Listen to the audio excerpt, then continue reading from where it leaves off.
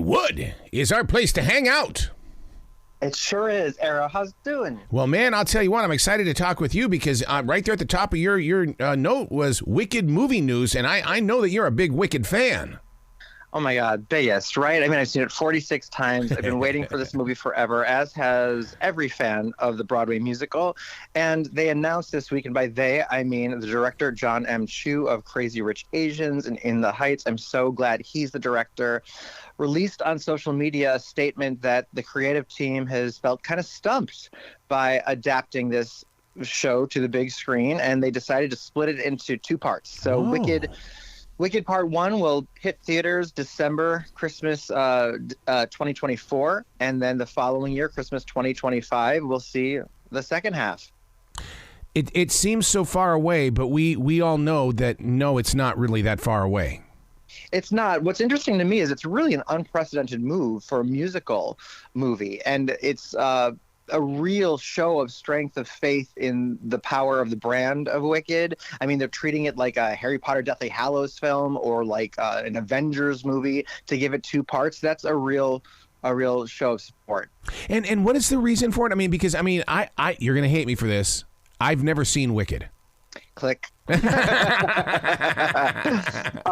No, it's you should. You'll love it. It's a prequel to The Wizard of Oz. It's amazing. Obviously, it's a juggernaut hit around the world. But, it is interesting. I mean, the show itself is 2 hours and 45 minutes with a 15-minute intermission. So could they have done just a 2.5-hour film like many movies are? Possibly, but I did know from the onset that they were adding new songs. Apparently, they were going to cut some others. They maybe wanted to explore some themes from the book that were an original part of the story. So they want it to be different than the show. They want to create something different. They don't want people. You don't really want to walk away and be like, oh, I like the show better, or this or that. Or they want to make something a little bit different. It's going to have everything the show has in it, but then a lot more. So maybe we'll get 2 90-minute movies, or maybe we'll get 2-hour movies. I'd be happy with 6 hours of Wicked, or if they wanted to give us 10 parts, I'm here for it. So I trust this cast, these filmmakers, and so just let them have their creative process. Note to self: Ryan is a happy camper. Yes, exactly. Now, what is Memory? Memory is new in theaters today, rated R. It is a Liam Neeson action flick. Oh. It's kind of best described as Diet Taken, because he did all those kinds of Taken movies and stuff. So he's trying to do another action film, and this time he's a hitman for hire, but there's a line he doesn't want to cross. So he's like a hitman with a heart, which is a very weird thing to be the bad guy protagonist without a lot of character development to try to get your audience to care about you and stuff. And Guy Pearce plays a detective in child exploitation task force. And, listen, Liam's 69 years old right now, and I don't want to sound ageist, but he was shaky a little bit in the action scenes. The action scenes were not innovative or original or fresh or anything new. Oh. Even the dialogue is very stale and stodgy and kind of cheesy at times, also drags on way too long. Especially disappointed this was directed by the same guy who did Casino Royale and GoldenEye and Protégé last year, which I really liked. So it's just a horrible script, stiff acting, lame action. The characters are stupid. I just skip it. I did not like Memory. Wow. Liam Neeson has always been a movie star to me, but as he continues to make these movies, can you fall from the ranks of being a movie star? I mean, you could. Look what happened to Nicolas Cage. You know what I mean? He's having a comeback now a little bit, but yeah, he had to get out of debt and did a lot of bad direct to streaming or direct to video movies. And it can happen. The fall from grace. I've heard some rumors about that movie where he plays himself, and I think one of the funniest things that people are talking about is that Nicolas Cage actually uses his real name in the credits. Yeah, it's great. So it's interesting, and when you make fun of yourself, I mean, it's like when Barry Manilow makes fun of himself. I mean, I love it when they do that kind of thing. Yeah, self-deprecating humor is a very, very powerful tool. Now, what is Firebird? Is this animation? No, this is based on a true story, and I love this movie. It's rated R, also in theaters today, and it's a true story of a private, a fighter pilot, and a commander's assistant who were in a love triangle in the Soviet Air Force during the Cold War. Oh, boy. Yeah, and it's intense, it's suspenseful, because there's stuff going on that's not supposed to be going on. I mean, the love triangle is between a man, and a woman, with a man in the middle. torn between a woman and a man, you know what I mean? So that whole bit is going on. You know, it's bad enough to be a closeted gay person today in Russia, right? Let alone in the late 1970s Soviet-occupied Air Force, where it is the epitome and height of masculinity and conformity and expectation and the rest of it. So it's very suspenseful. It's very scary. Like their lives are at stake, basically. Here, you know, today we live in a society where, or especially in our country, where it's like, if you're outed, you know, some people might think you might lose a couple jobs here or there, right, which is horrible and unacceptable. Or some family might leave you, but you're not going to be jailed. You're not going to be murdered. You hope, you know, by law, that kind of thing. So it's a different time. So there's a lot at stake in this film.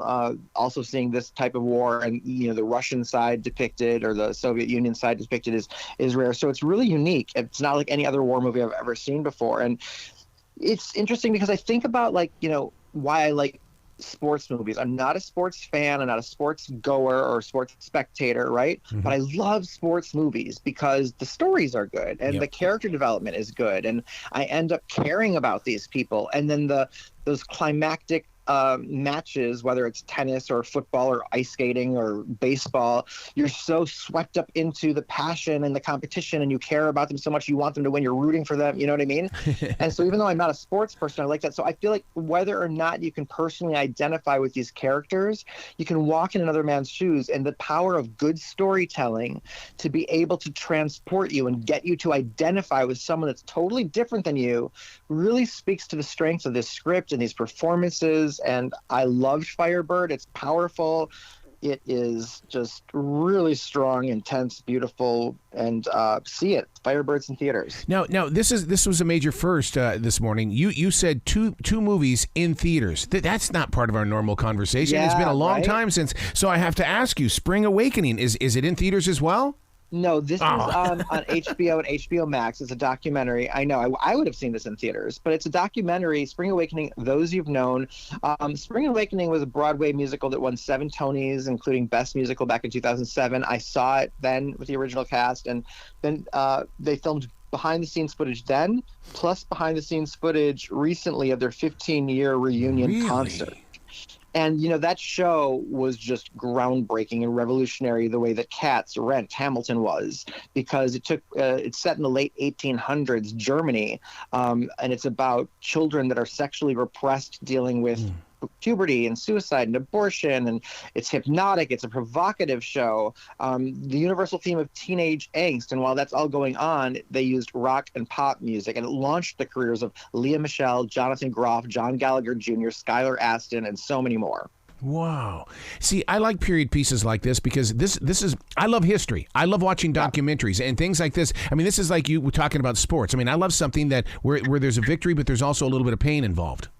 Yes, and this has all of that, plus phenomenal music, phenomenal voices, great again, and just hearing all their stories about like how the show almost didn't make it, but then it wins Best Musical and becomes, you know, a record-setting Broadway hit, you know, and then the relationships that are developed and where their careers went since then. How, you know, Jonathan Groff is the voice of Kristoff in Frozen and originated King George in Hamilton and does Mindhunter on Netflix, and Leah Michele, of course, of Glee and the rest of it. And John Gallagher Jr. has had a great career. Skylar Astin went on to do the Pitch Perfect movies, among other things. And, you know, it's just incredible.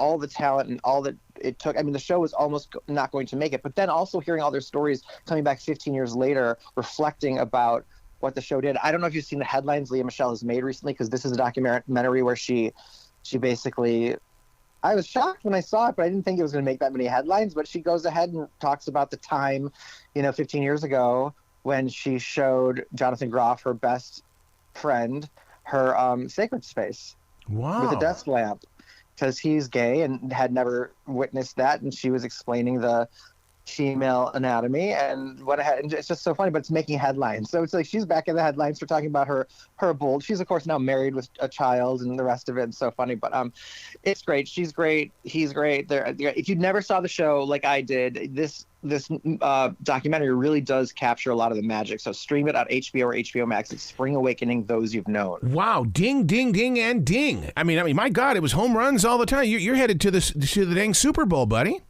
I don't know about that, but some exciting things this week, so that's good. So you got to host on the TV show last week. What was that like for you? Yeah, when there are two hosts on the TV show that I'm a contributor on, and when one is out, sometimes they'll invite me to be a guest fill-in co-host, and for the hour. So it was a Friday. It's convenient. I'm already there doing my movie reviews, so it's fun. But it's the first time being back in studio doing that. They have a bit of a new set, and that threw me off a little bit. And you want to read the teleprompter and make it sound like you're not reading, and look at the right camera because they're changing between three cameras, and sometimes you got to look that way. So you have to kind of think about that while you're reading or speaking, but not show it on your face. And it's interesting. It's an interesting experience, but so much fun. I mean, who didn't have the fantasy of growing up to be Oprah, right? Yeah.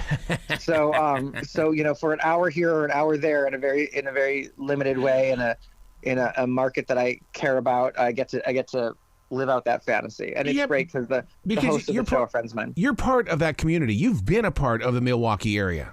Yeah, 10 years now. Mm-hmm. And that's the fun part about it. Do you ever when you're filling up with gas, people come by and say, "Hi, Ryan"?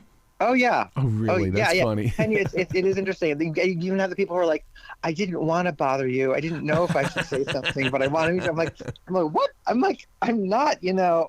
Gosh, I'm not Ewan McGregor. Like, you can come up and say hi to me. Like, I mean, you should be able to go up and say hi to that man too. You know what I mean? Like, in a respectful way, right, or at an appropriate time. But yeah, it's never like there's.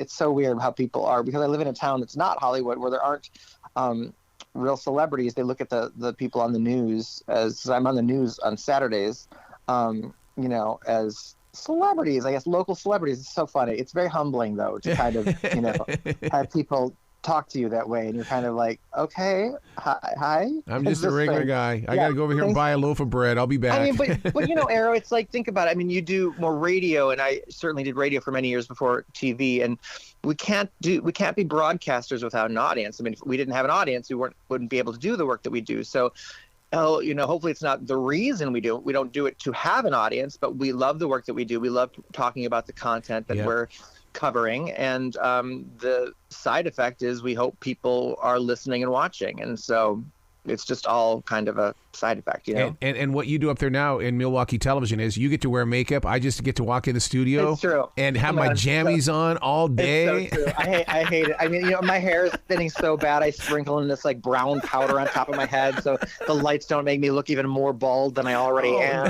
No. Yeah, all the powder and the eyeliner that you can't see, but the way the men's do it on TV these days, and it's a lot of work, Arrow, but it's for me it's worth it, because that's what that's what I wanted to do. So anything special on RyanJReviews.com? No giveaways this week, but hopefully some soon. I have something coming up in June I'm excited about, so we'll definitely let you know about it then. Yeah, because we've got some major movie promotions coming up here. I mean, we're going to be seeing Doctor Strange real soon, as well as Top Gun. Yes. So, man, I mean, that right there, that's a fire starter for the summer. I know. I'll see what I can get for you on that. All right, man. Well, go do your makeup. Look pretty for the people. Okay. Be brilliant today, man. Bye, guy. You too. Thanks.